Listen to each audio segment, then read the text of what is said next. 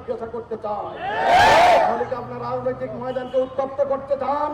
এই ভোটের মাঠকে কি আপনারা উত্তপ্ত করে ফায়দা হাসিল করতে চান? আপনাদের সে গুড়ে বালি মানুষটা হতে দেবে না, জনগণ আপনাদের আশা পূরণ হতে দেবে না।